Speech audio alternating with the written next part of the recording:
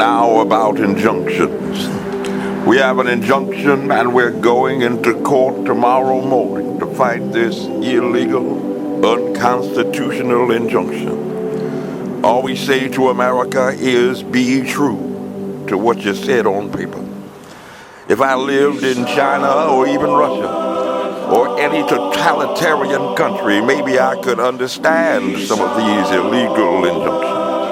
Maybe I could understand the denial of certain basic First Amendment privileges because they hadn't committed themselves to that over there. But somewhere I read of the freedom of assembly.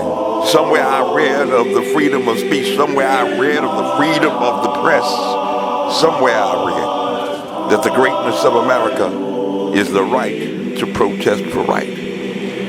And so just as I say, we aren't going to let dogs or water hoses turn us around. We aren't going to let any injunction turn us around. We're going on. We're going on. We need all of you. And you know what's beautiful to me is to see all of these ministers of the gospel. It's a marvelous picture.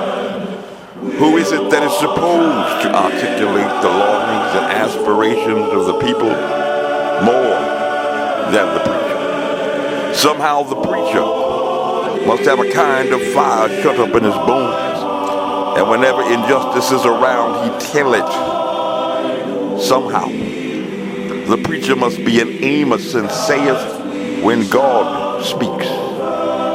When God speaks, who can but prophesy?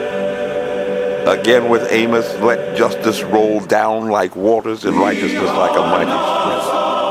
Somehow the preacher must say with Jesus, the Spirit of the Lord is upon me, because he hath anointed me, and he's anointed me to deal with the problems of the people. And so in November, it is a referendum election where you have the power to choose between the party of manumission, slavery, oppression, Jim Crow, and subjugation, or to choose the party of emancipation. In November, you have the power to choose between the party of welfare entitlement and government dependency, or the party of opportunity. In November, you have the power to choose between the party of underperforming public schools and achievement gaps, or the party of school choice. You have the power to choose between the party of mandatory union membership or the party of a right to work. You have the power to choose between the party of universal socialized medicine or the party that will let you choose your provider and your doctor and your insurance plan. In November, you have the power to choose between the party of awaiting the arrival of law enforcement or the party of the right to stand your ground and defend yourself. In November, you have the power to choose between the party of higher taxes and growing bureaucracies or the power of lower taxes and self-determination. It is your party and it is your choice. I am a Christian, a conservative, and a Republican, in that order. And I am not ashamed of the gospel. My name is Major Mike Webb, and I am running for U.S. Congress, not unmindful of the future, with liberty and excellence.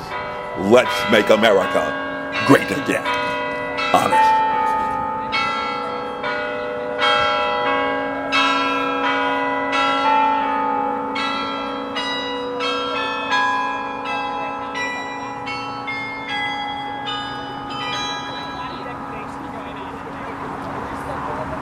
This advertisement was authorized by Mike Webb.